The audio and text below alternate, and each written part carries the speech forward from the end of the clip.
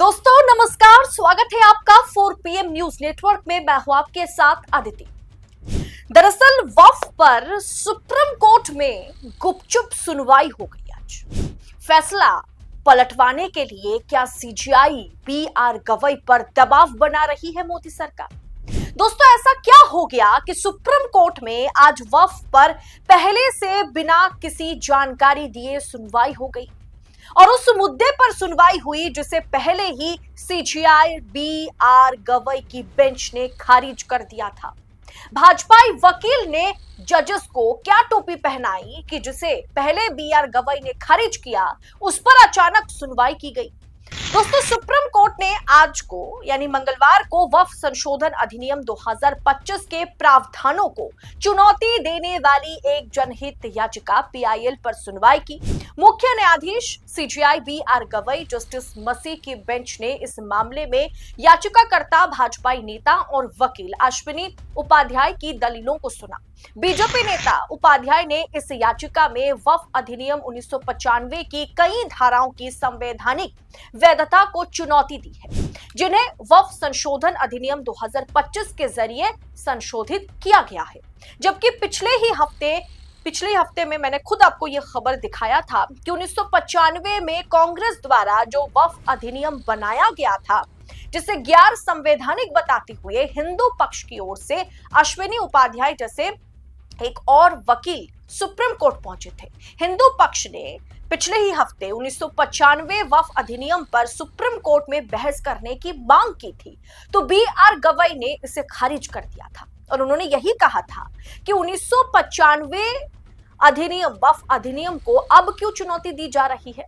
हम अब 2025 अधिनियम पर बात करेंगे। 2025 में बैठकर हम 1995 वक्फ अधिनियम पर बात नहीं करेंगे, ये कहते हुए उन्होंने याचिका को खारिज कर दिया था। बी.आर. गवई ने सुनवाई के दौरान टिप्पणी करते हुए कहा था कि नए संशोधनों को सिर्फ इसलिए चुनौती दी जा रही है क्योंकि इसमें राजनीतिक पार्टियां कूद रही है और कुछ पक्ष 1995 के वक्फ एक्ट को भी चुनौती दे रहे हैं। कोर्ट ने साफ कर दिया था पिछले ही हफ्ते कि हम अधिनियम 1995 के प्रावधानों को किसी भी अनुरोध या किसी भी सूरत पे इस पर विचार नहीं करेंगे, इस पर सुनवाई नहीं करेंगे।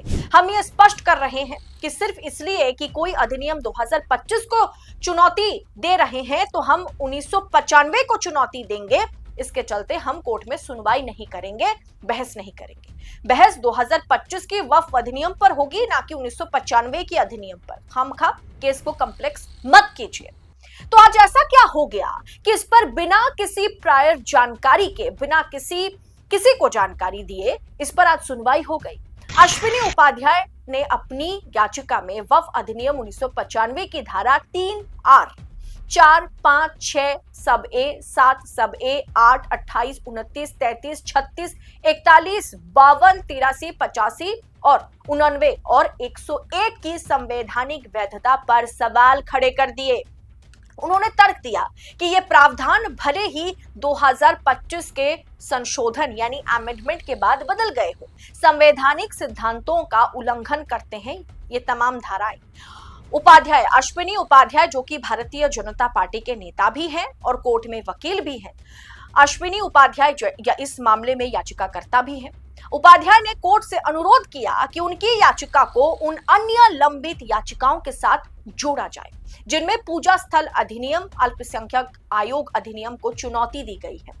और बी.आर. गवई की बेंच ने सुनवाई करते हुए केंद्र सरकार को इसके चलते नोटिस भी थमा दिया कि सरकार इस पर अपना रुख, मतलब क्या सरकार इस पर क्या रुख अपनाता है, क्या रुख रखती है, ये बताए।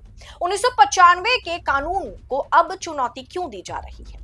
हालांकि कोर्ट ने इस बात पर चिंता जाहिर पहले भी की थी और आज भी की है कि 1995 के कानून को अब तक चुनौती क्यों नहीं दी गई और इतने लंबे समय के बाद इस मामले को उठाना उचित नहीं लगता। जस्टिस मसी ने उपाध्याय से कहा कि हमने पहले ही इस मामले में आदेश पारित कर दिया है। वही सीजीआई बी.आर. गवई ने याचिकाकर्ता से सवाल किया, अश्विनी उपाध्याय से सवाल किया, अब आप 1995 के अधिनियम को भी चुनौती दे रहे हैं। 1995 के अधिनियम को 2025 में चुनौती देने की अनुमति क्यों दी जानी चाहिए? हम क्यों दें अनुमति? हमें देरी के आधार पर इसे खारिज कर देना चाहिए।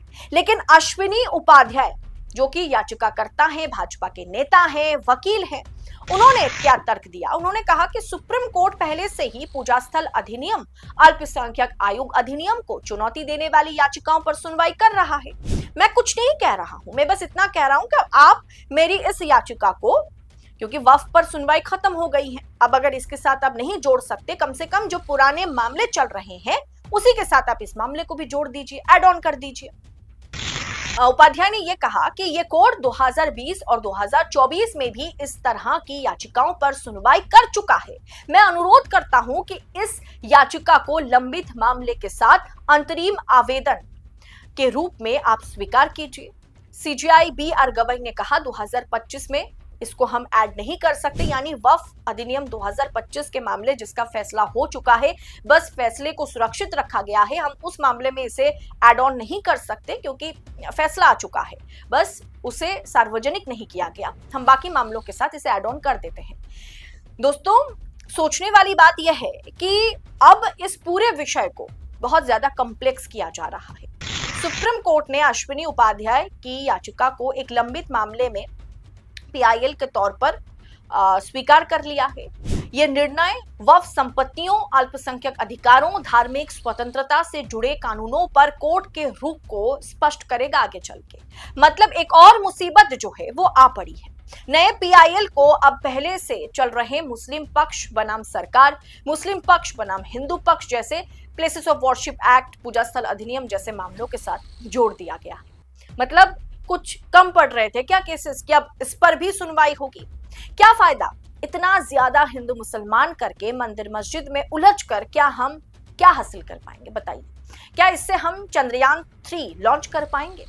फिलहाल दोस्तों, सुप्रीम कोर्ट और जस्टिस बी.आर. गवई की ओर से क्या फैसला आता है, इस पर सबकी नजर टिकी हुई है।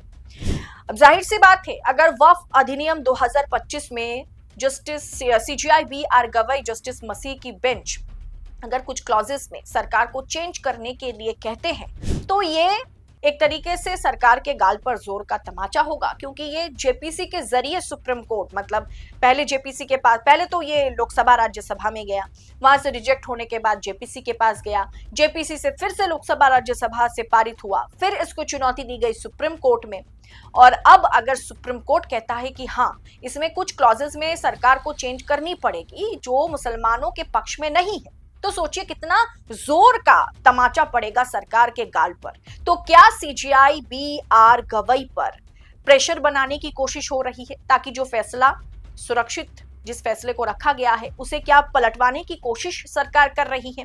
इस तरह की फिर से याचिकाएं दाखिल करवा करके उस पर आज सीजेआई को कहीं ना कहीं भाजपाई वकील ने मना भी लिया सुनवाई करने के लिए।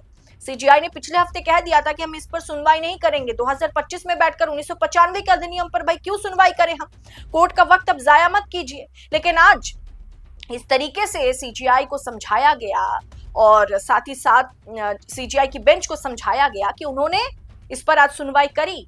सुप्रीम कोर्ट ने केंद्र सरकार को नोटिस भी जारी किया कि सरकार इस पर अपना पक्ष दाखिल करे, और साथ में जो इतने सारे लंबित केसेस हैं जो मंदिर मस्जिद, हिंदू मुसलमान करने में कहीं ना कहीं देश को बांटने का काम करता है, उन तमाम मामलों के साथ आज जो अश्विनी उपाध्याय ने जो याचिका दाखिल करी कि हम 1995 वक्फ अधिनियम को चुनौती दे रहे हैं, तमाम क्लॉजेस को चुनौती दे रहे हैं, अब उसे भी एड ऑन कर दिया गया, अब उस पर भी सुनवाई की जाएगी।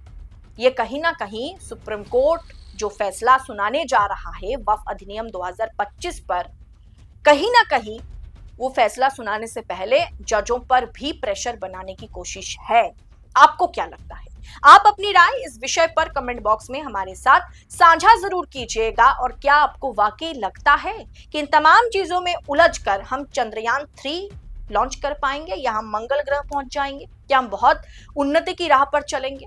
अपनी राय जरूर हमें बताइएगा। फिलहाल दीजिए इजाजत। ऐसी तमाम खबरों को यूं ही पाने के लिए 4PM न्यूज नेटवर्क के साथ बने रहें। बहुत बहुत शुक्रिया आप सभी का। जय हिंद, जय भारत।